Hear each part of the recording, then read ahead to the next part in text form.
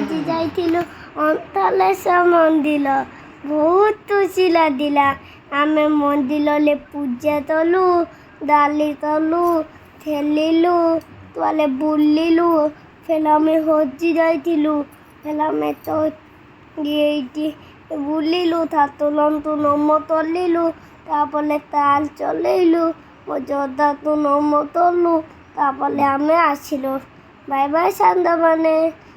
ଫେରେ ଆମେ ସବୁ ଜଦା ରୁମ୍କୁ ଦେଖୁଲୁ।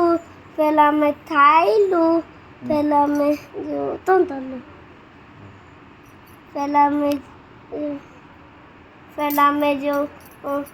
ରଥ ଟାଣିବା କଥା ମୁଁ ବି ହେଇଗଲି ଷ୍ଟାଚୁ ରଥ ଟାଣିବା ଭଳିଆ। ଫେର ମୁଁ ଆକ୍ଟିଂ କରିଥିଲି। ଫେର ସାଙ୍ଗମାନେ ମୁଁ ତାହେଲେ ଯାଇଥିଲି ବୁଲିବା ପାଇଁ। ମୁଁ ଗୋଟେ ବଡ଼ ଶିବ ଶମ୍ଭୁର ଇଏ ତଳିଦେଲି। ଆଉ ମୁଁ ସବୁ ଠାକୁର ଥିଲେ। ଫେର ମୁଁ ଦୁଟେ ତଳିକି ନମ ତଳିଦେଲି।